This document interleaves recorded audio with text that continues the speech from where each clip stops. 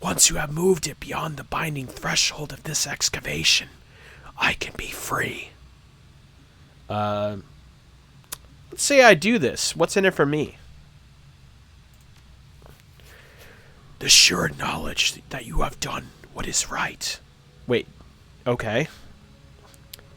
How do I know that I can trust you, considering you are a creepy ghost mummy? There's a long pause.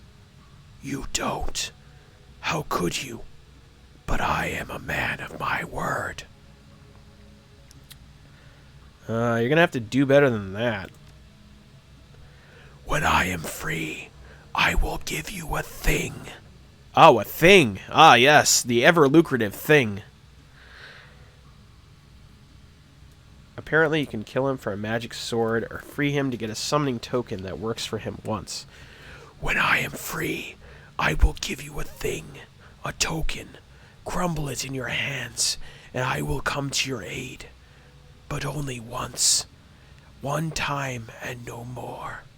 The mummy's eyeless sockets seem to stare into you, through you. Will this be sufficient, human? Will you accept my offer? I mean, I just fought a bunch of ghosts and gargoyles, and I don't really feel like wasting any more ammunition and or risking the health of my team, so I'm going to be a good person. I want to be a good leader and just take the talisman. That's the path of least resistance. Thank you. The mummy inclines its head. I will be forever in your debt. But only once, and then the debt's repaid, so I don't know about forever.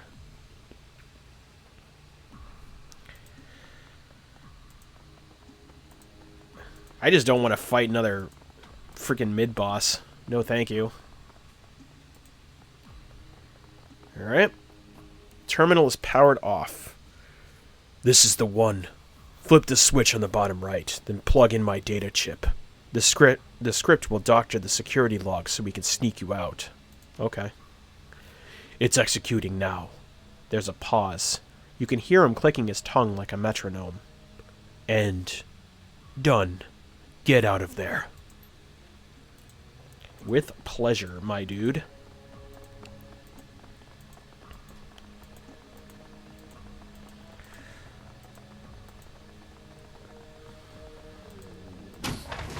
Ah, piss. See, this is why I didn't take the... This is why I didn't kill the mummy. I bet this guy sold me out to the private contractors. Let's see. Wait, I don't see any threats right now. What the hell? Alright, I guess we'll just do Overwatch, question mark. Yeah, I guess we'll do Overwatch. What the heck? Alright, I don't see anyone. Oh, there they are. I see them. Oh, they're HKPF. Fish. Okay.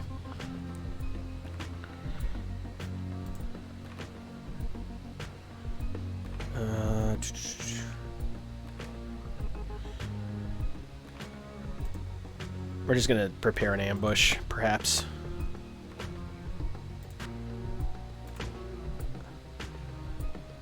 Wait, I can't Overwatch? Dadgummit. Yeah, they are way out there. You know what? You're gonna get over here. You're gonna take the right flank. And Gabi is gonna heal me, because, good lord, I need it. No wound to heal. Eat my butt cheeks. There's no wound to heal. Well, at the very least, you'll get a accuracy buff, I guess.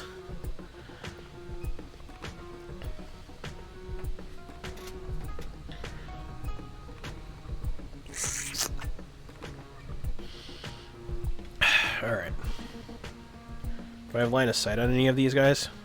Oh, I do! Oh, how unfortunate for you. Alright, let's kill the captain first.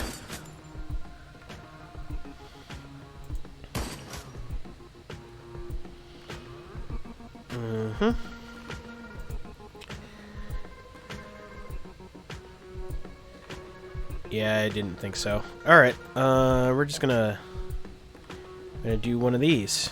They enter the room, they get popped. Is this a DMR? Oh, it is a DMR. Okay. But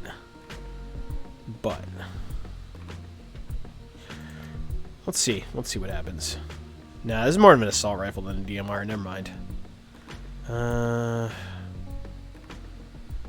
Yeah, we're just gonna do Overwatch and hold fire until they're in go a little closer.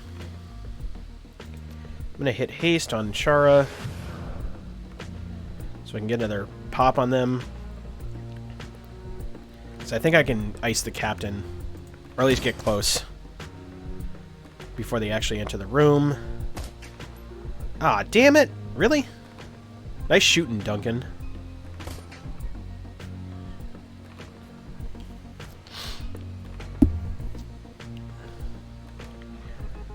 I got one more shot in my sniper rifle, and I'll just ice. Oh, right, cover. But you're not. Oh yeah, you aren't. How are you in cover? How does this constitute as medium? There's nothing here. Okay. Oh, hold on. Let's just get Isabel in the job. Screw it.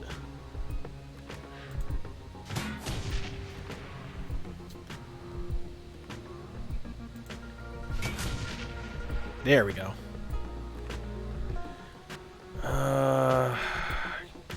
Does Duncan have eyes on? Not really. Crit chance, though. I'll take it. Hell yeah.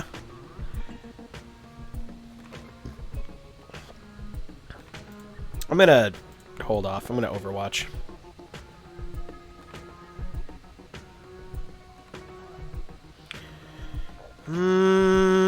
Throw a poison cloud in this area. Force her out of cover. Then proc Overwatch. Yep. Oh. What? Oh, for goodness sake. How many of these rent-a-cops are there? God damn. Alright, let's see if I can beanbag shot her out of a turn. Oh, I can. Good. You love to see it. Alright, so... burst fire, full auto. Target loses their cover bonus. Oh no, I don't want to... Oh, wait. Good. Alright, so that leaves... Oh, wait. There we go. Crit with a 60% chance. I'll take that. Thank you. Very good, very good. Reload her for one turn. Could possibly kill her in the next turn. How many of these are there? Hopefully this is the last of them.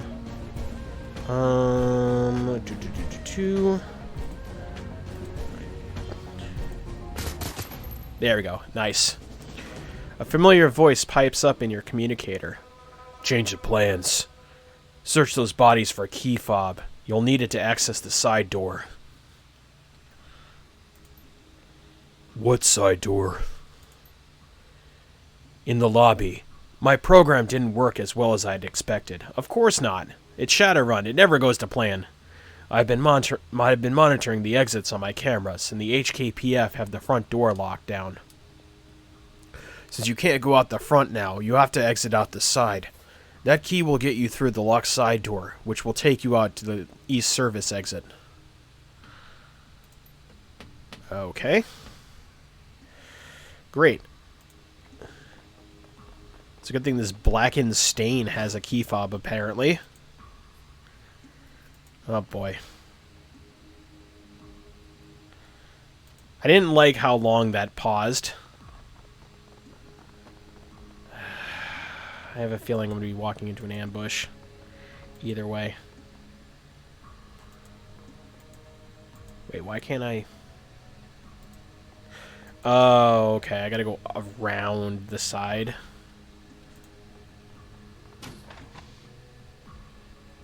Up, I see ya. The only way out is through, so to speak. Alright,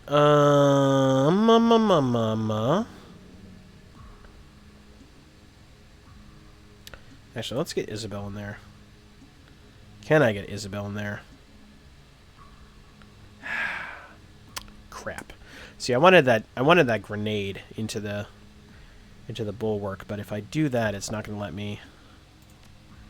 Yeah, I'm going to have to get.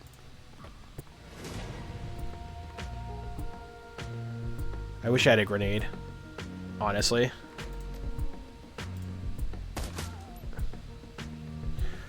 Alright, so can I at least get it over here and then get AoE on them? I can. I'll take that. Wow, that was a nice crit. Shoot. My concern is the sniper. Actually, let's get Gabi Poo to cast haste on me so I can potentially yeah, on Donkey. Let's get Duncan in there. Double move. And then hopefully have him pick off the sniper over here. Or at the very, or I can beanbag around them. To hope. Can I do it? Let's see. Damage 10. ARP2 capacity. Yeah, I'm just gonna go for the beanbag. Damn it!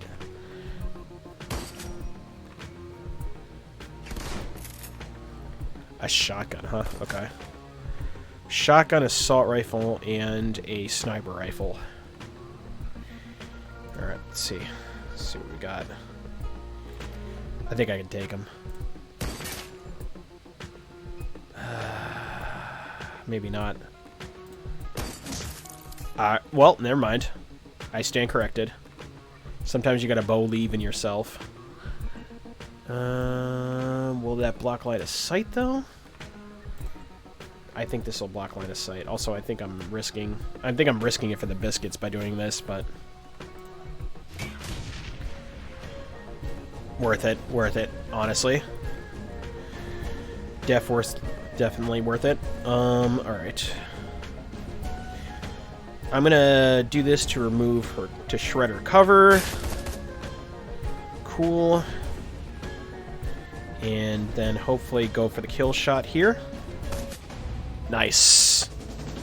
Smooth operation.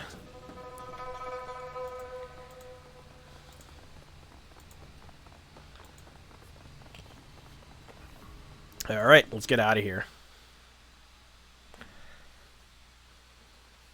Your adrenaline wanes as you fly through the subway tunnels on your way back to Hioi. There isn't much left to do but pick up the shards of glass off your clothes and congratulate yourself on one hell of a run. It's just too bad you couldn't keep the looted antiques. By the end, you'd managed to steal over 10,000 nuyen worth of items for your client, a number that will hopefully be reflected in your mission pay. It better be. After all that frickin' crap? Yeah, absolutely. The damage you caused will likely set the museum's development back even farther. Not enough to cripple the project, just enough to send a message. But at the end of the day, you still managed to break a lot of exhibits, displays, and even the faces of a few tomb crawlers, the presence of which you had conveniently slipped Drake's mind. God, I hate Mr. Johnsons in this world. They always forget that. They always intentionally omit this stuff. Surprises aside, you came out on top, and thanks to some quick thinking on Drake's part, you got the books and you got out.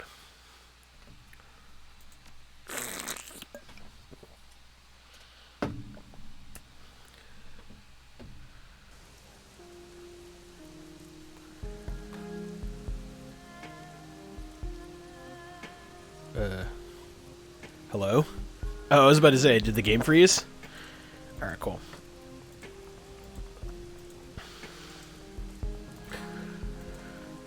Who's this lad? Maximum Law.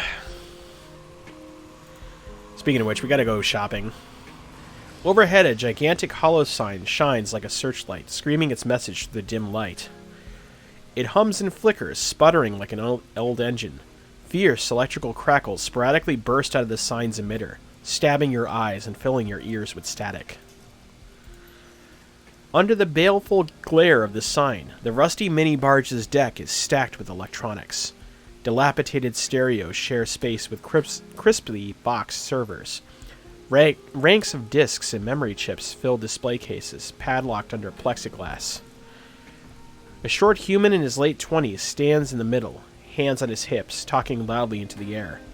Bulky virtual reality goggles cover his eyes. A data jack cable runs from his temple, down his stained t-shirt, to a beltload of clearly home-built computer hardware. "No, I'm telling you!" His voice is shrill, clipped. "Nobody uses KM3s. Like, nobody. They're shit. I don't care what Deng says. If Schwasse's SRP uses KM3s, they're stupid. Hey," flesh is rolling up. "I gotta go." He turns to face you, goggles blank and enigmatic, blinking with tiny lights and wrapped in duct tape. He points at your PDA. "I ripped that PDA. You work for Kindly." His lips work impatiently. "Yo, what do you want?" You provided this PDA? Tell me about it." "It was a Fushi Azuristar 3. They use a Scarab chip, which is good, but the motherboard is wet noodles and sprouts. I pulled it out the trackers and installed encryption. Now it runs on the Wampoa virtual network. The corpse and cops won't crack it. Can't crack it. Can't track it." "Well, thanks to the PDA." He shrugs dismissively. "It's what we do." "This is Law's Technology Palace, satellite territory of Wampoa. You step on the boat, you're in a sovereign state. I represent Wampoa here. I'm Maximum Law." He draws himself up proudly, setting his hands on his hips. "The Maximum Law, yo." "You got a tech problem? Boom, I solve it. You need software? Boom, done. But don't waste my time. So, you got any business in Wampoa right now? Because if not, keep moving." We put Wampoa under new management, shall we say. I'm sure it'll be fine. You know, they can take care of themselves. I'm gonna give him the Simpsons chip. Found this while poking around in the walled city. Worth anything? He scans the chip's casing with a handheld optical reader. "Yo, that shit is banned! Lifted off some Yellow Lotus? They traffic this stuff. Delimited sim chimps? Full sensory experiences?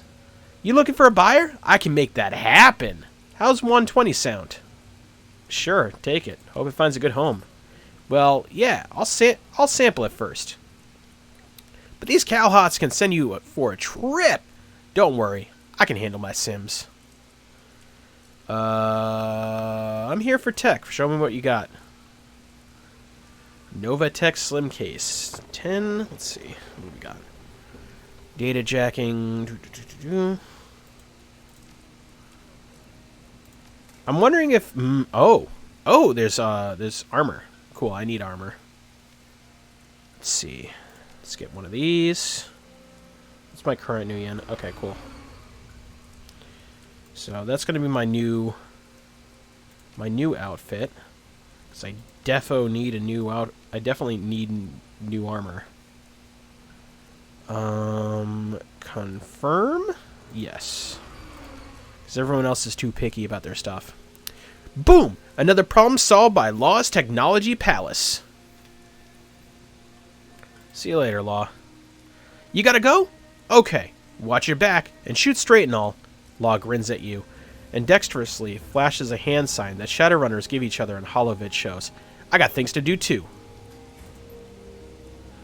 What a nerd. The insulation on these heavy wires is cracked. They buzz and crackle occasionally as stray drips from the awning strike them. That's concerning. That's exposed wiring, my dude.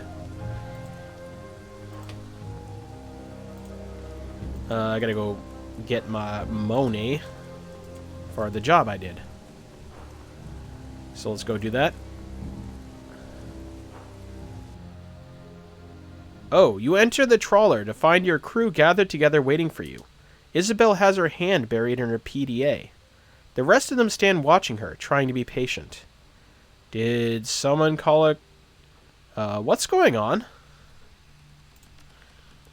Isabel paces up and back, trying to decide how to begin. I've been doing my homework on Josephine Sang and Sang Mechanical Services. You're pacing, so this tells me you found something. Oh yeah, I found something all right. Isabel lifts her PDA to her face and consults her notes. In 2011, Sang Mechanical Services was a D-level core, floundering in the shallow end of the Hong Kong corporate pool. That's when Josephine Sui married into the family. Josephine thought big. She conceived of a massive project that would catapult TMS into the big time, something that she called the Prosperity Project. Prosperity? That's what Raymond was mumbling about. What does this have to do with Raymond? Actually, what is the Prosperity Project? Once upon a time, in the 1900s, the walled city was a densely populated slum. Something like 30,000 people crammed into 6.5 acres. Wait, I've heard this story before. It's a shithole. Hell on earth. Yada, yada, yada. That's today's walled city. The second walled city. Before the first walled city was torn down. This is a real place. Well, it was a real place. I think it was in the 1980s it got torn down. Anyways, that's an aside. The first walled city started life well over 100 years ago, and lasted through both world wars and almost through the Awakening. It was torn down in 1994. Oh, I was a little bit off. When the government finally had enough, it had become such a haven for criminals that the cops would only enter it in large, well-armed groups. Sounds familiar. In 2021, Josephine Sang proposed a vision for a new type of low-income housing project, the Prosperity Project, a self-contained, low-cost walking neighborhood for the poor, but on a grand scale. The Prosperity Project would give Hong Kong's poor and the flood of refugees pouring into this country a place they could call their own, something that felt more permanent than the sprawling tent city that spontaneously sprang up after the first walled city was demolished. The Prosperity Project would replace the tent city and would symbolically be built on the site of the old walled city. The slogan was, "A place of dignity, where prosperity begins." The apartments weren't much bigger than the space you'd get in your average coffin motel, but they were built around plazas and marketplaces that contained goods and services catering to the poor. The government forgot the lessons of the last walled city. They loved the idea of containing the refugees and the poor to only a few densely populated blocks. It kept them out of the public eye. Securing the contract catapulted Sang Mechanical Services' fortunes ahead. It eventually put Josephine Sang onto the executive council. One slum made her rich? It's a very big slum. Apparently, that was also the beginning of a series of lucrative business contracts that propelled TMS into the big time. Where's Raymond come into all this? Raymond Black doesn't come into it at all, but Edward Sang does. Oh no! Is Raymond Black actually Edward Sang? You got it. Duncan's jaw drops open. What? No. Come on. Raymond Black was actually Edward Sang, the only son of Josephine Sang and her late husband, Breakwater Sang. Edward was in charge of laying the groundwork for the walled city, excavation and utilities, running in power lines, sewage, that kind of thing. So our secret foster grandmother is trying to kill us? It looks that way, yeah. Wait, this doesn't make any sense. Remember that massive gray water leak that flooded the basement back in '48? Oh, this is taking place in the 50s. Never mind. I'm used to this taking place in the 80s. Yeah. Remember what happened to Miss Maloney?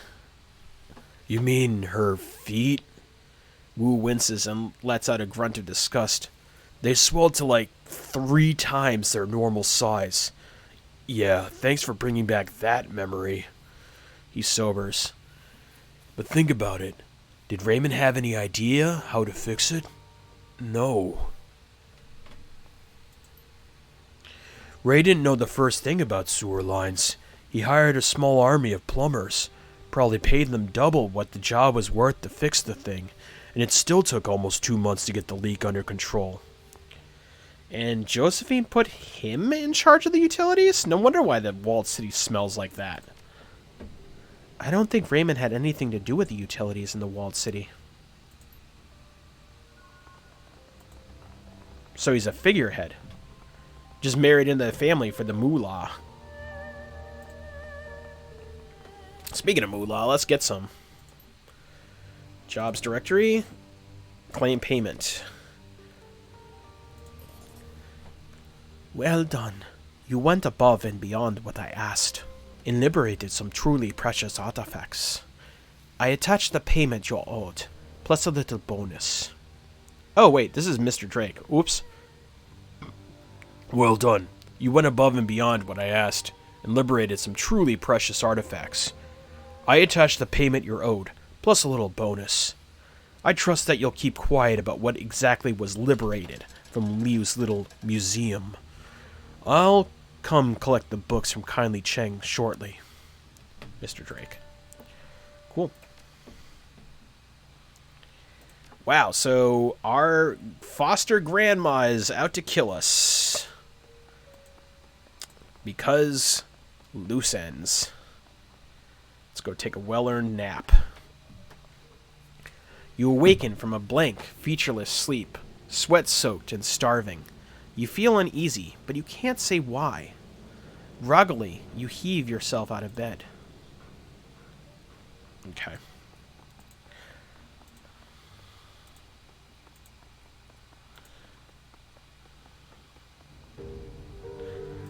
Should probably also talk to Gabi. I talked to Isabel last episode. Let's talk to Best Girl. Build that rapport.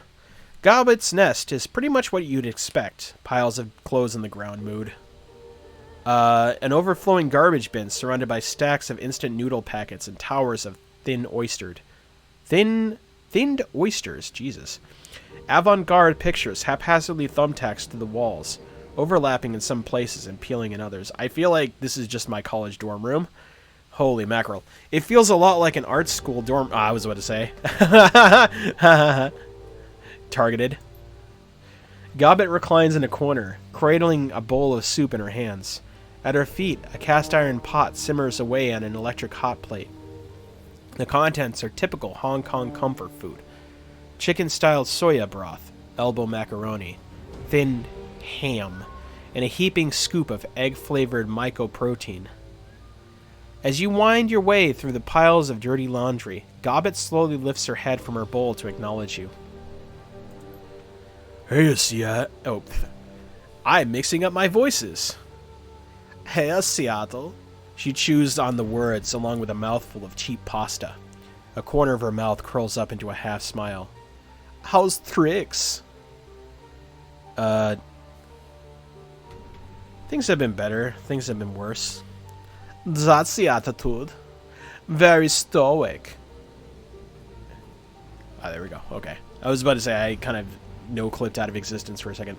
Very stoic, very strong. It's downright inspiring. She skims an oily slab of faux ham off the top of her soup and pops it into her mouth. Now, you want to tell me what you're doing in my bedroom? I'm assuming you're not here to admire the view. Let's see. If you're up talking about it, I want to go over the ambush. Yeah. She nods slowly, frowning. Yeah, I figured you would. That was a hell of a thing, right? Go a little further than that, it was a clusterfuck of epic proportions. She nods. Yeah, that it was. Nightjar and Gutshot were two of the strongest I'd ever known. Quality Shadowrunners. Both of them. I watched those two fight through situations that kill anyone and come out on top. And how did they go out? She mimes holding a rifle, makes a show of peering down the scope. Bang. Bang. Dead, dead. No blaze of glory. No final speech. Just extinguished. Smashed like bugs. Let's see. What would be a very existentialist Shara thing to say? Probably quick and clean. They went quick and clean. We could all be so lucky. She shakes her head from side to side. No way. Not me. When I die, I want to know it's coming. Just winking out like that is the worst thing I can imagine. Even a drawn-out, painful death would be better. At least I'd have time to say my goodbyes. Yeah, I guess I can see that. Course you can, because I'm right. You don't want to go gentle into that good night any more than I do. She plunges her spoon back into the bowl, sloshing ham-scented broth up over the rim. Nightjar and Gutshot? They never got the opportunity to choose. It's fucking depressing. Carter didn't get to choose either. She went down the Alpha Strike just like your teammates did. Yeah, she seemed like a good woman, though. Tough, skilled, light on her feet. But in the end, it didn't matter, because some asshole with a rifle made a decision a half-mile away. This is so, like... Oh, man. This is so, what's the word? I don't want to say ironic, but funny, because this whole character I'm role-playing as is literally this character that she's describing in disgust. She falls quiet, staring into her soup. You got us out of there, though. We're all still alive because of you. She absent-mindedly raises her bowl to her shoulder. A rat crawls over the slope of her back and lowers its head to lap up the broth. It was more rats than me. She was the one who grabbed me by the gut and led us into that sewer entrance. All that I did was follow. How did you choose the name Gobbet, anyways? I didn't. She pops a noodle into her mouth and chews. My mom did. So, you're using your real name? So Gobbet is your given name? Your mother named you after a wad of meat? She shrugs. Yeah, sure. I don't think she knew what it meant. She just thought it sounded pretty. You should get used to that, by the way. People here in Hong Kong like to stand out. Choosing unique names is one of the ways that they do it. I'll ask more about Rat. She slurps thoughtfully at her soup. A clever one. She's gotten me out of more trouble than I care to mention. Gotten me into a fair amount of it, too. But I can always count on her to lead me out of the hot water when I need her to. I can feel it in my belly, you know. Sort of a tugging sensation. I've long since learned to follow it. I wasn't aware that totems took such direct control of the shamans. Usually they don't. Me and Rat, we have sort of a special bond. She takes care of me, and I've always done my best to take care of her. Another pair of beady eyes blinks up at you from Gobbet's hip. A second rat scurries up from her shoulder to join the first. And to pamper her earthly children, like these two. Meet madness and folly. Hey. They say hi. She brushes her fingers across the white rat's mottled coat. Don't trust folly. She bites. How did you come across them? She raises an eyebrow. I looked outside? I mean the rats. Hong Kong isn't experiencing a rodent shortage or anything. So you just picked them off the street? Yup. Think of them as rescue vermin. You could probably do the same if you wanted to. It's easy. Just walk into any alleyway in Kowloon after sundown and stick your hand into the first dumpster or storm drain that you come across. Keep fishing around until you touch fur. That sounds like a really bad idea. Yeah, in retrospect, it might have been. She continues to brush Folly's coat. The creature chirps happily at her touch. Odds are about 50-50 that you get your hand chewed off. I'd probably feel bad about that. Let's see. Have you had any nightmares recently? Her jaw stops working mid-chew. Slowly she nods. Yeah. Yeah, I have. We all have. Everyone in town. Me too, and Isabel. We just had the same nightmare. Let me guess, you saw the walled city and a black whirlpool and teeth. Thousands and thousands of teeth. She holds up a hand. You don't need to answer. I already know that I'm right, because I just had the same dream. Creepy, I know. Her voice goes quiet. The dreams are all coming from inside the walled city. I'm sure of it. All of the negative energy pent up in there. All of that pain and anger and poisonous ki. It's leaking out. And while we sleep, it's getting into us. You think this is a magical phenomenon then? Yeah, I think it is. Want my personal opinion? The walled city is cursed. Deep down, I think everybody knows that. And we live in its shadow. That's bound to mess with your head, you know. And it is. But they're just dreams. It's not like they can hurt us, right? Who says that it... I guess if you say so. I mean, she's the shaman. She tries on a smile. Fails. Does her best to laugh it off. Don't worry, Seattle.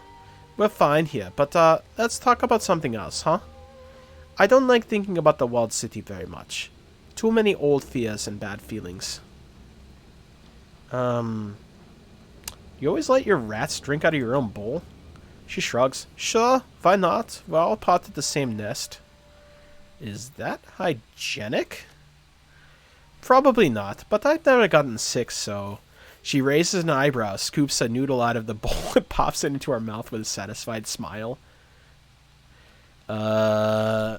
You seem pretty comfortable with all this. Been running in the shadows for a while? She dips her chin. A long time. Started when I was just a kid. You're still a kid now, Gobbet. What are you, 19?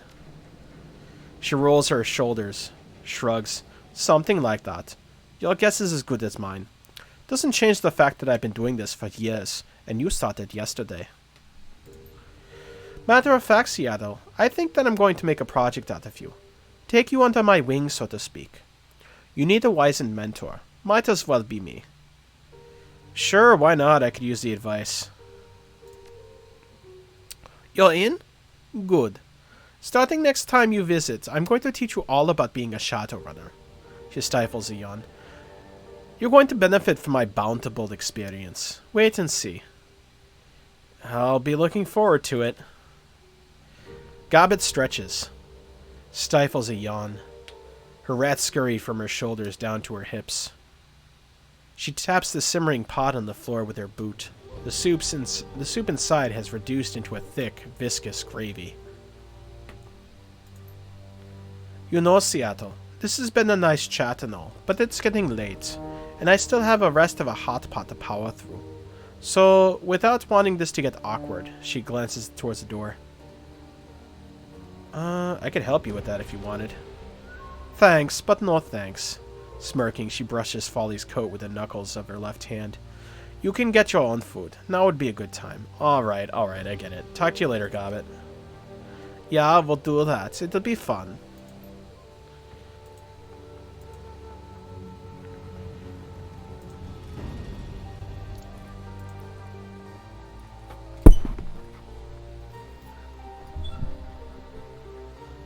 Alright, let's see what's on the, let's see, it's almost approaching 12. Podcast time is 1 o'clock. We got enough for another run, I think. Let's see. Opportunity. What does that mean? Oh god, it's Maximum Law. Yo, come see me if you get a chance. I have a trade opportunity. Maxim. Done is what happens when I rain the fire. Yeah, I gotta go shopping for equipment. You're right, I gotta go shopping. I gotta go to, Gotta go to Wampoa if I'm allowed to. Oh, here we go. I'm gonna look at this first. Gobbet's face winks onto the screen. Her rats are perched precariously on her head, and she holds a laser pointer clutched between her thumb and forefinger. Oh, hey, Seattle. I hope I didn't catch you at a bad time. She flicks the laser pointer, and her rat's head swivels to the right and follows the motion. Why did I just say that? This is a recording. It doesn't matter if it's a bad time. Well, anyway, I was thinking about that talk we had. You know, the dream talk about the nightmares and stuff. Another flick of the pointer. The rats' heads turn left, and their noses twitching. I've got a friend in town. She runs the Parlor of Five Faces. It's sort of a local magic shop and talismonger. Name's Crafty. Flick. The rats' heads turn upward to stare at the ceiling. Anyway, she's smart. Real smart. Her mom was sort of a local authority on all things magical. And the apple doesn't fall far from the tree. If you wanted to ask anyone in town about these dreams, she'd be the right one to choose. She taps a button on the laser pointer with her thumb, and the little red dot in the tip goes dark. The rats immediately tackle one another, rolling off her head and falling out of sight. She gets up, her head rising out of frame. Anyways, just thought they might help. If you've already been talking to Crafty, please disregard this message. Alright, I'm out. Peace. She pushes a button, and the screen goes dark. Data retrieval. I'm just gonna grab a job. We'll queue that up, and then we'll go shopping. I hope you are enjoying your newfound success in the shadows. I've got another job for you. One that should prove very lucrative indeed. I have been contacted by an employer of the Eastern Tiger Corporation, and he needs you to steal some research data and biological samples from his employer. The man's name is Tigarth White. Until recently, he was a researcher on the genetic engineering project. He was cagey with the details, but I gather it centered around a phenotypical alteration and postnatal genetic enhancement. Unfortunately for Wright, he's got a conscience. Stupid man. Lucky for us, he's willing to have his conscience assuaged. He's willing to pay to have his conscience assuaged. Wright's project was apparently quite horrible. Experiments on living children. Total disregard for biomedical ethics or safety. Jesus Christ. And when Wright raised concerns, he was taking off the project. He's decided to step outside the bounds of the law and expose their wrongdoing to the world. The snag, you see, is that his wife and child live in Seoul. Not quite the heart of Eastern Tiger's power, but close enough. He is afraid that if he releases the information himself, they'll be taken prisoner and used as leverage. The idiot should have thought of that before, but that's not our problem. The sample and data are currently on an Eastern Tiger cargo ship, the Amphi Naichi, sailing near Hong Kong on their way to Seoul. The storm slowed the ship down, so you don't have to go right away. But don't take too long. Oops. There we go. Alright, we're back. Whoop. There we go. He's afraid that if he releases the information himself, they'll be taken prisoner and used as leverage. Oh wait, blah blah, but we already did that. We did all of this. Yep. Once you have the data and samples, you're to call Wright. I've attached his number. He'll give you instructions on how he wants the information leaked. When you're ready, let me know. I'll arrange transit with Captain Jomo. He's a local Loho Jawa pirate and smuggler, but don't let that put you off. He's as good as they get, and he'll have you on that ship without incident. Take it. Boop. I've let Captain Jomo know that you're ready. You can find him down on the east end of the pier my parlor is on. He'll handle everything from there on out. I'm just adjusting. Hold on, I'm just adjusting the Test, test. Yeah, there we go. I'm just adjusting the camera because the long contour of my neck is starting to go. So I had to readjust my posture. All right, let's go shopping.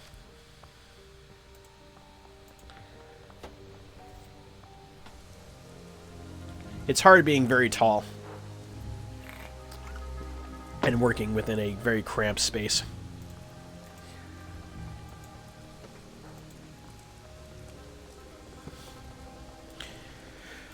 All right, I think there is, yeah, zero idea.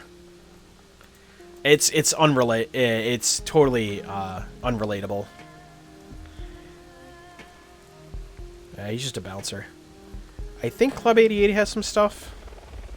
I just realized that I probably can't get to Wampoa right now. Oh yeah, listen to that royalty-free disco techno music. I hope it's royalty-free. It's definitely royalty-free. Please don't flag this. Alright, what do we got? Ooh! She looks like a gunsmith. The older troll woman has a striking Amazonian quality. Okay. When she was younger, she must have really turned heads. Can I help you?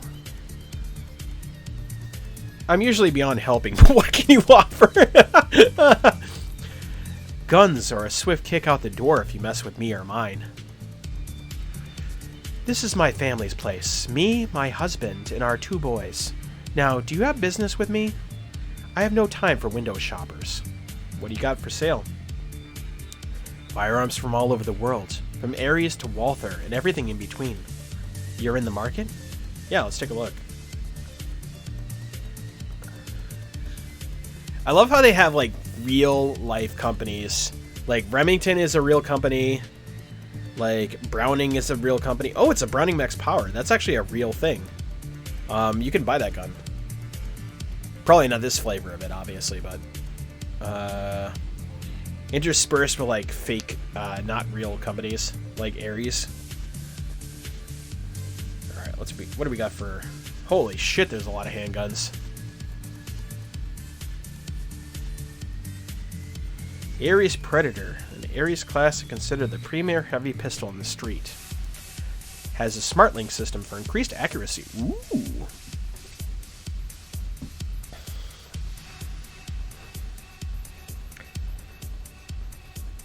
I kind of low-key want this gun in real life.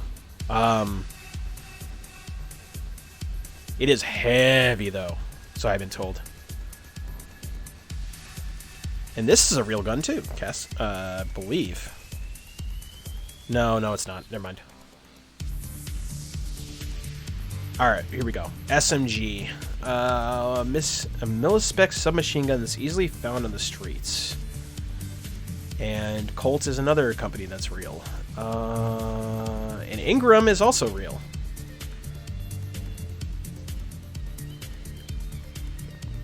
And Uzi 3. What happened to Uzi 2? Anyways. A Beretta. Even though Berettas are most known for handguns, as far as I know. What I really want is I want an improved sniper rifle. I want an improved sniper rifle and improved assault rifles. Oh, a Mossberg. A Mossberg Commandant. Probably. Is it an auto shotgun?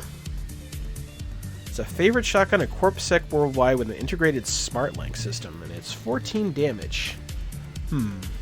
Okay. And a Benelli. Raffaello. Low end. Low end? Benellis are fine. Why you gotta do them like that? And then there's a company then there's literally a generic street sweeper. Nice. Oh, Walther. So the MA2000 was actually a prototype model that never left the prototype stage. So it's kind of interesting that they chose to add a 100 to it and actually release it. So that's kind of cool.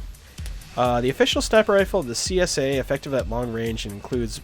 Oh, pierces up to 1 armor? Ooh. Ooh, that's spicy. How much Nuyen do I have? Yeah, the Walter 2000. That's what I was saying. FK Horror. He already has that. Heckler and Koch. That's a riff on a, looks like a G3?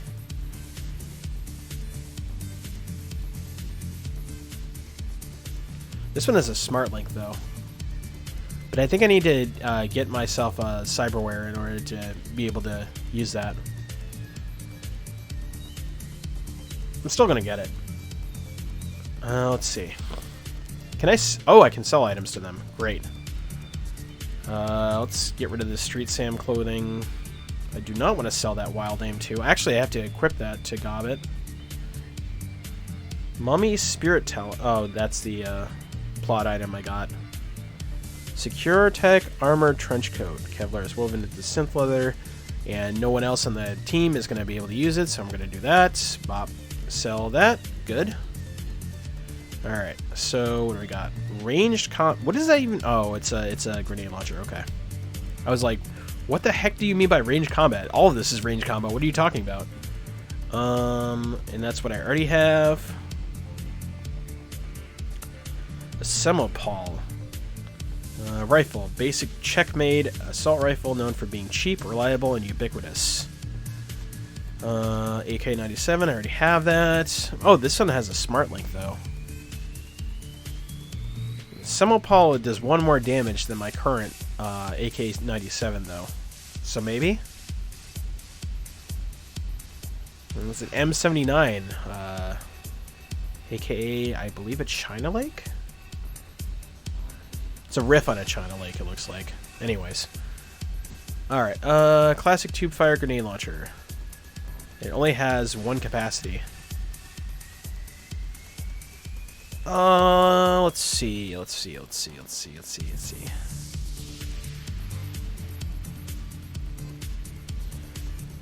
this one is smarter than most, smaller than most assault rifles, yet with a powerful punch. Further improved. I want this too. So that's what, 4,500? Yeah. No, this is worth it. I'm gonna directly upgrade her stuff, and then I'm gonna move that out. There you go. I said replace.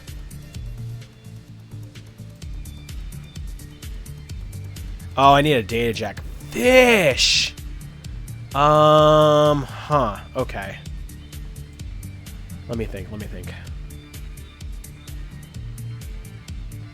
No! I thought it was optional. It's a requirement? No. Alright, I gotta go get a data jack. Fuck. Alright, let's see. Come back anytime. Anything else you need? I need a data jack. Do you have one? What can you tell me about Hioi? There's only one thing you need to know. The corporations do not rule Hioi. We're under Kindly Cheng's umbrella, and our Yellow Lotus soldiers protect the docks and maintain the peace. But we're not Triad members, and they don't own us. Hioi is a crossroads, where goods exchange hands and deals are made. Kindly makes a market, but we, the families, make it happen. Ermine speaks with the pride of a woman who bows politely to greater powers, but never prostrates herself before them. Families rebuilt this place when it was left to rot, strong families like mine, and we protect our own. Outsiders in Corps know that tangling with Hioi is more trouble than we are worth. The Triads know it is better to work with us than against us. And now you know those things as well. You would do well to remember them. Now, are you looking to buy? I'll leave you be. Very well. Was there something else? No. Let me go talk to Maximum Law. Maybe he has a data jack. Who's this? Who's Brent? Something I can help you with, friend? The elf has a hard-set look to his face and the cold stare of someone accustomed to casual violence. The most striking thing about him, however, are the glowing golden tattoos that wrap from his forehead around towards the back of his head, just over one ear. Nice ink you got there. It's not ink, not really. It's a spell. The elf's tone is flat and disinterested, but he fixes you with an intense stare. Magical tattoo. The kind you tend to pick up in the business. What business is that, actually? He's a Shadowrunner, obviously. Fixing you with a dubious look, the elf cocks his head. What the hell do you think, woman? Look at you. We're obviously working the same angle here in Hioi. Name's Brent. Brent Shirkley. He doesn't extend a hand, but nods at you in greeting. I'm a mage. One of the best in this hemisphere, in fact. Nice to meet you. Good to know you. You need anyone to pick up the magical slack on your team, you can find me here. Why don't you use a street name? Brent shrugs, one corner of his mouth curling up in a wry smile. When I started running, I was too young to know better. By the time it mattered, I was too good for anyone to do anything about it. Since I'm sinless, it's not like any of the megas can attach meaningful information to the name. It's just as meaningless as any street name in terms of tracking me. Besides, street names always have struck me as a little ridiculous. You're gonna call yourself something that sounds like a teenage Matrix handle, and that shows you're serious? Please. I wouldn't be able to look myself in the mirror if I called myself something like Blackheart. Silverhand, nice. Or Adderall. It's just ridiculous. Brent Shirkley is a name that's mine. I've owned it my whole life. Why change that now? What's your specialty? What kind of bullshit question is that? Are you interviewing me for a job, renting tuxedos or something? Brent snorts and hunches over the table on one elbow. Magic is about power. You can dress that up however you like, but that's the core of what it is. Great way to not answer my question at all. I met a lot of magicians that talk about being spiritually in tune with the universe, or reaching a higher state of enlightenment.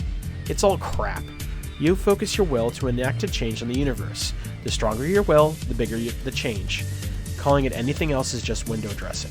I think he's an Evok. I think he makes things go boom. That's why I bring the big guns. Yep, I knew he was an Evok. I was like speaking like an evocation wizard. That's why I bring the big guns. Fire, lightning, raw force. My will is stronger than steel or Kevlar or stone. A good mage knows exactly how far they can push themselves, and they ride that limit. It's not the blessing of a totem or idol, but their own skill at knowing their limits, just like an athlete. That's a remarkably open way of putting it. Why should I dress it up? Just because some power people grasp at gods? Sure, they get totemic power from somewhere, but totems always seem to match the shaman's pre-existing outlook and prejudices. Some people can't accept the power comes from within themselves, so they have to pretend it's been given to them. Brent lifts a hand, gesturing in the air as he speaks. It's like this. We know we can graph the power output of magical energy. We can benchmark the intensity of spirits and astral energies. The entire basis of modern thaumaturgy is treating magic like any other science. We don't know how everything works, but it's the same is true for quantum physics. Oh god, he's going to go on a spiel about quantum physics. Why should we assume higher powers are at work when the scientific method can be applied to thaumaturgy? I certainly understand the desire to look for answers in the heavens, but they're just as ephemeral as ever. What's with the magical tattoo? Oh, this? Brent lifts toothed fingers, running them across his forehead towards the tip of his ear. Got this done in Yokohama a few years back. An old crewmate's brother is a tattoo artist out there, specializing in quickened spells. Oh, that's neat. You put this kind of ink in, it's like getting a spell cast on you for good. A ward will knock it down just like normal, but you'll never have to recast the spell. It just slowly regenerates. It's a nice alternative to cyberware. It sounds like a pretty good deal. Oh, it is, but here's the catch. It's a constant astral link to you, no matter where you are. So if you piss off the artist, they can put a sending on you. Long-ranged magical artillery. It takes a bit to catch up with you, but you'll just explode on the spot. Jesus Christ! That's how the triads keep members from breaking their oaths. You can only get this kind of work done if you really trust the artist. I'll talk to you later, Brent. Whatever thy name is. Alright. As you pass in front of the walled city, something takes hold of your chest and squeezes. An internal pang, like a panic attack, but worse. You feel your chest compress, and for a second, the world turns to liquid. Oh, God. It takes all the effort you can muster to keep from falling over. A strobing patchwork of images flashes before your eyes. Fragments of dream and sense memory all stitched together, playing on a loop in your head. Walled city residents kneeling. The churned sound of grinding gears. Leaning buildings, soiled streets, used needles on a sidewalk. The images come faster and faster. Teeth. Thousands and thousands of teeth. The Redmond Barons, and the first man you ever saw killed. A crown of ivory over a shimmering veil. Duncan at age 10, his legs pumping, running for his life from a pack of Halloweeners. Strange anatomy didn't make sense to your logical mind. A door. A heavy, industrial door. Something is written on it in faded yellow paint, but you can't make it out. And just like that, the slideshow ends. The images fade to nothing, returning you to the Huey streets. The outermost facade of the walled city towers over you, huge and oppressive. A group of kindly Cheng's blue lanterns pass you by, oblivious to the event that just took place in your head. Okay. You take a step forward, then another. You still feel woozy, but you don't need to take a knee. The event, whatever it was, is over. Your mind is your own. Well, that's not ominous at all. Okay. Alright, well, let's try to brush that off and go get a data jack so I can use my guns, maybe. Knock on wood. Maximum Law surveys the docks from beneath his meticulously patched tarpaulin, goggled and belted with electronics, his arms folded, his expression stern, a sweat-drenched little king. His boat rocks gently. As you approach, he looks sharply your way and breaks into an awkward smile. Hey, Ojos de Muerte. I was hoping you'd come around. You got a minute? Whoa. What's up? Kindly had one poa burn your sin. Word is you're doing work for her, not normal Yellow Lotus stuff. Law shifts from foot to foot. He fidgets with the hardware on his belt. Shadow running. Woman's gotta eat. I'm doing whatever's necessary to feed that Neen. Wicked. What a dork. Law says it distinctly in a hushed tone, then seems to catch himself. He draws himself up to his full height. His usual demeanor of self-assurance returns. It's pretty ironclad, Ojos de Muerte. Pretty vicious. If you do good, you'll be noticed. Listen, I got some info about runs. I can make it worth something. We Wampoans call that kind of thing metadata. Wampoa likes to get the word on the street from the active operators. Worth something? Credits? Yeah, I can hook you up with something. Maybe creds, maybe some sweet programs. But really, you'll gain face with Wampoa. That counts for a lot more than money. So kiss and tell and I get street cred? That sounds like a bad deal. Law looks out through the rain, across the rocking boats. He wipes his foggy goggle lenses with a rag from his pocket. His stomach gurgles loudly. Augmented reality goggles aside, this gig gets really boring sometimes. You ever want to talk shop? I'm here. Sure, I'm here for tech. What do you got? Do you have a data jack, please? For the love of God, I'm trying to find one.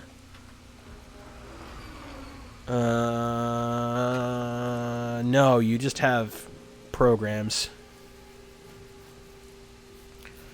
Damn it!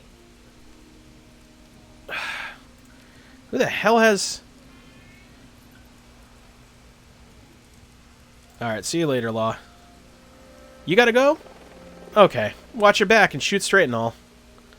Law grins at you and dexterously flashes a hand sign that Shadowrunners give each other in holovid shows. I got things to do too. Good Lord, Maximum Law. You are something. Alright, so... where the heck do I get a data jack? That is the question of the moment. Oh, and I also have to level up. Let's see. Augment summon Shrine Spirits. Shrine Spirits summoned by Gobbet are now present for an additional turn before dispelling themselves. For a total of 3 rounds. Okay, that could be useful. Poison Fog is upgraded to Acidic Fog, doing AP damage? Yo, let's go. That's... We love to see it. Absolutely. Anything that I can use to turn steel, I'm taking. Isabel's mini launcher is now packed with napalm charges, igniting damaged targets. Targets on fire will take an additional 6 HP damage. That's useful. Isabel gains the dual routine boost program, which increases persona speed while sneaking in the matrix by 40%. Well, that's also useful. Damage over time or being able to move faster in the matrix. This is hard. This is hard to tell. Like, I'm trying to avoid a lot of matrix actions, but at the same time I feel like inevitably I'm going to need to have the ability to do that. Shoot. But that damage over time is so enticing. Yeah, we're going for it. I feel like I'm gonna regret this decision, but let's see. Lethal Force. Duncan's standard equipment now includes a lethal shrapnel-filled grenade. Ooh. Okay. Base damage 12, ongoing 4 damage for 2 rounds. Strips 1 armor from affected targets. That's useful. What's the... Oh, is this a flashbang? Duncan standard equipment now includes a new flashbang that has a larger AoE. Increased by 1 tile in all directions. Is that... That has to be AP damage, right? I think. Nail grenade. I don't know. I'm all about turn stealing. Anything that I can do to steal as many turns away from my opponents as possible is the way to go. MO. Alright. Red Samurai. Gaishu gains a katana ability. Plus 100 damage? Oh my god! But can only attack stun targets. Costs 2 AP. Cooldown 3. Okay, so this is a good... Like, if I get Gaishu and Gunshow on the same page, this could be really, really good.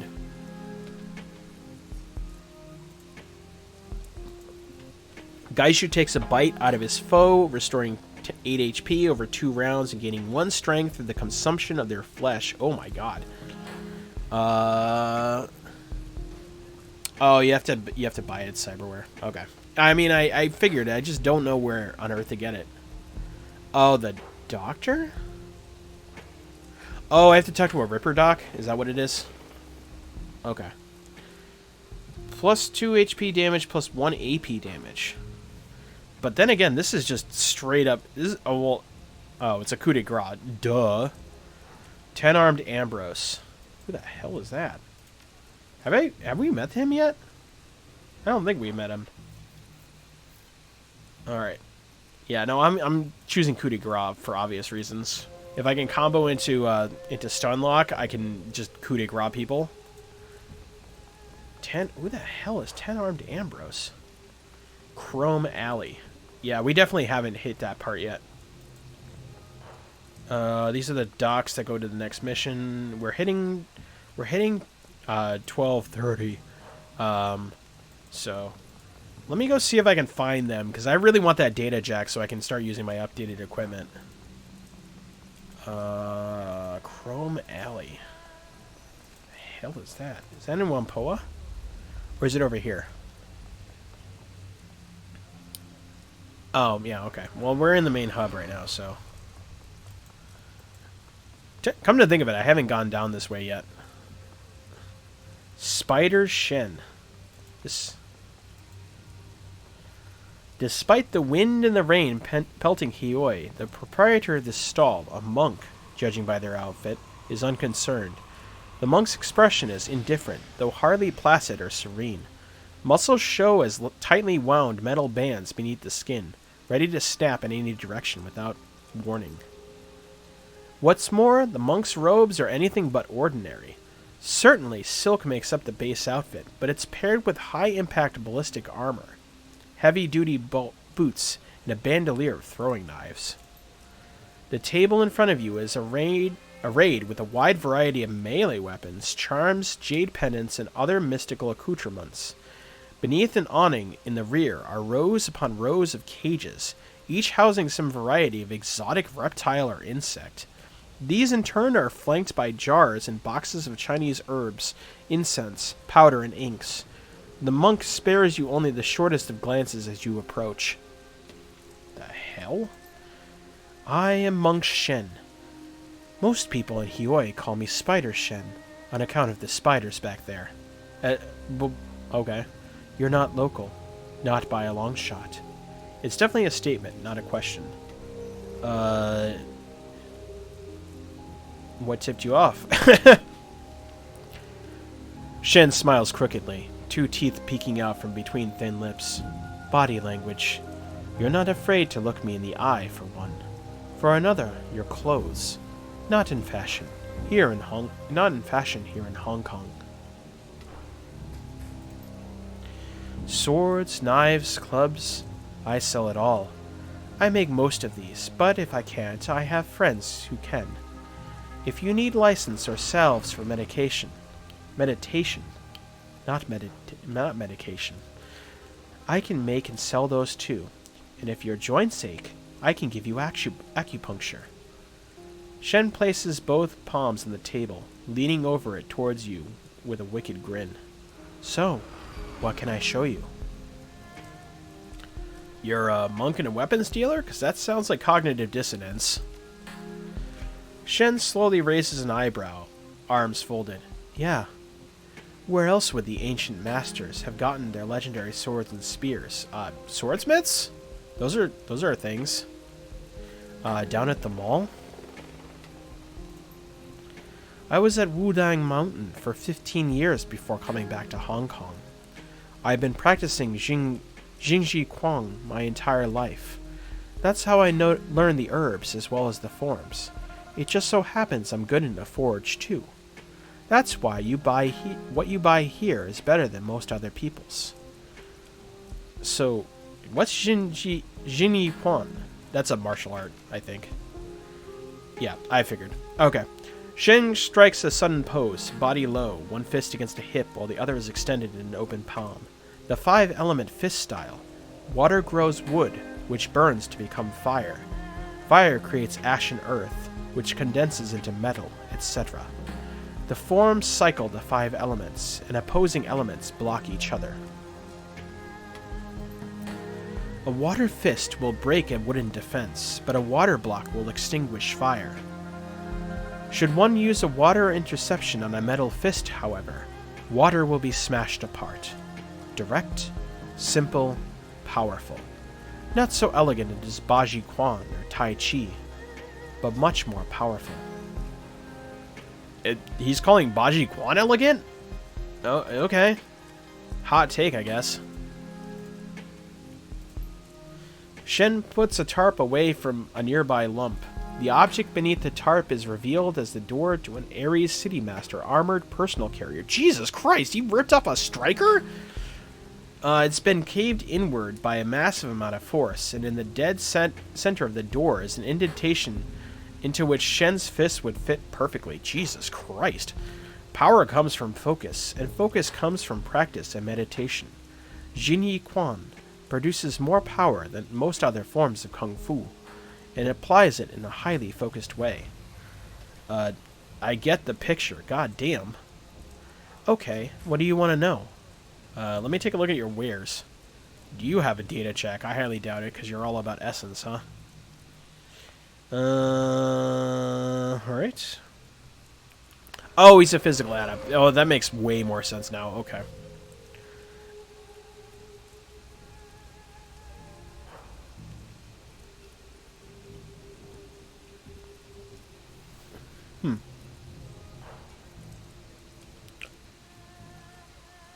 Hand-forged katana, distant storms foretold. Ooh, may do AP damage and a critical. Ooh, I wonder if Gaishu can use that, because I would totally be down for that. That's all for now. Alright.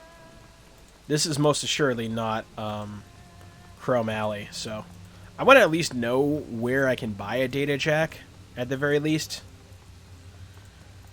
So I gotta find Chrome Alley. It's gotta be around here somewhere. You would think it'd be around where Maximum Law is, but... No, these are the docks. Never mind. These are the docks.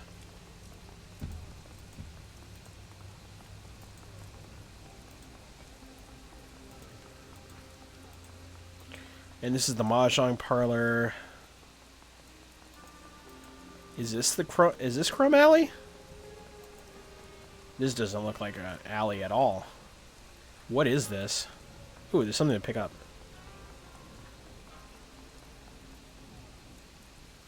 Ooh, a dock wagon. Hell yeah, I'm taking that.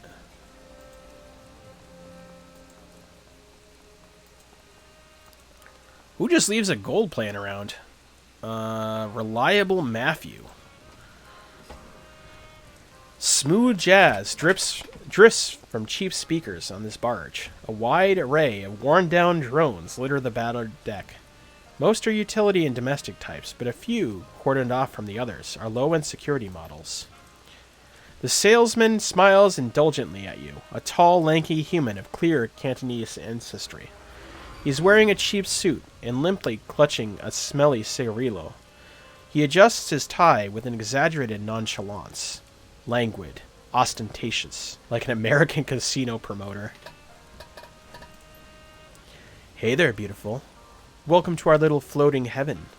You've got a discerning look to you. What brings you to Reliable Matthews Robot Bazaar? I'm trying to find Chrome Alley. You know where the hell that is? He taps ash over a bulky cleaning drone beside him. Not waiting for an answer, he continues. Perhaps you're looking for a hexacopter as a guide to Hong Kong, or a little handheld tarantular beauty to brew your tea? Are you calling me beautiful? You know it, beautiful. I hope I don't offend. I just can't help it. To me, everybody's beautiful, baby. Okay, then. What can I say? I can't hold back. It's such a great world. I'll go now. I don't need a... You take care now. I don't think this is... hold on. I don't want to look at this. The side of Matthew's trailer looks freshly scrubbed. It reeks of kerosene. Broad swaths of the flaking paint have been removed, revealing the brittle plastic siding, discolored by years of acid rain. You can still see the faded black traces of erased graffiti. It reads, Job Stealer. Alright, we're leaving. We're leaving. This is not relevant to our affairs right now. What I'm trying to find is a data jack so I can use my guns. North? Okay. North by northwest.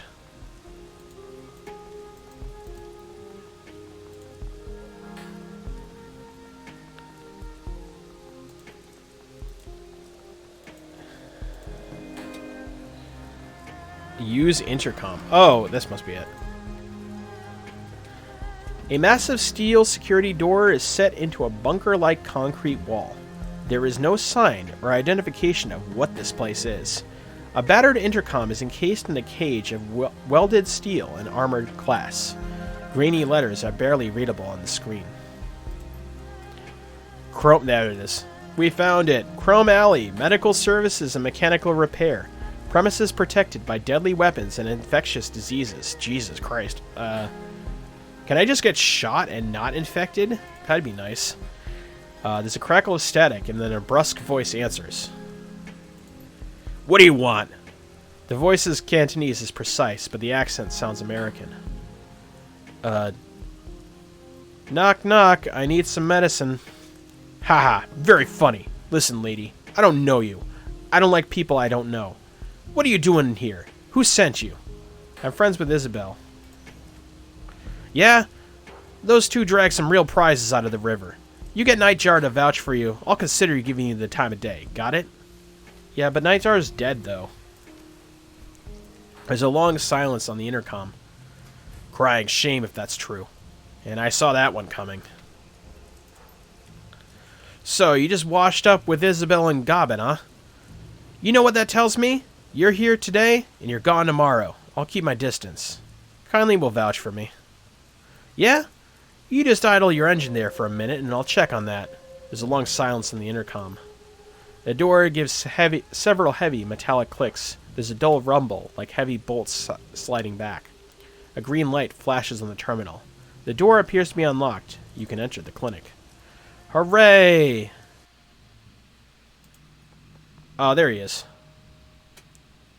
This clinic looks like it just hosted a party. Spindly mechanical arms swing from unobtrusive wall mounts, pulling down crepe paper ribbons and scooping food platters and empty beer bottles into biohazard bags. A severely crippled Caucasian man sits in a wheelchair amidst a maelstrom of mess and robotics. He's in his 40s, thick beard, tungsten earrings, beer belly, one cyber eye. Both his legs are missing, one at the hip, the other at the knee. He only has one arm, and only three fingers remain on his surviving hand. His face and arms show the scars of reconstructive surgery. He grins widely at you, regarding you with bloodshot eyes. He's clearly hungover. Hey, I'm Ambrose! He shouts cheerfully in English, his words piling together in a loose Midwestern accent. Let's see. Midwestern. They call me Ten Arms. Welcome to the Kong, fellow Eucassian. He chuckles, his chest shaking with mirth. A Waldo arm springs to life and swings over to him. Its menacing metal pincer momentarily sets a cigarette between his lips, just long enough for him to inhale from it. Kindly says you're all right. What can I do for you? Show me your services. Sure thing. Tune up or spare parts, Cyber. Hell yeah. Let's see what how much is a data jack? Oh, wired reflexes. Ooh, neat. Alright. Data jack. Where is the data jack? There you are. Yeah, generic one. A requirement for riggers, deckers, and those that want to use a smart link weapon. I can't sell anything to you, however, so I can't buy it right now. However, I'm going to make that as a to-do note. Yeah, it's only $500. It's only $500, but I don't have any money right now, which is unfortunate. Well, actually, I have 206, so I gotta go sell something or do a job. But I don't want to do a job. I mean, I guess I could do a job and then come back here and buy a data jack. Anyways, that's an extreme problem. BT dubs. Yes, it is 2:40 right now, so I should probably... Goodbye, Ambrose. Time for me to go. Cheers, ojos de muerte. Talk to you later. Alright, so we're gonna save this game real quick. Blap. Confirm. Alright. Well, I can't hear. I gotta go back to the gun merchant and sell my old guns before I do that. But anyways, thank you for being on the stream. Thank you for chilling with me in the light, not the dark, which is an unusual thing for me to say. Though we're kind of in the dark right now, I suppose. I need to put something behind me. This black void is a little disconcerting on this scene, but anyways, we should be back at 2 p.m. Eastern on Saturday, and we will see you next time. Bye!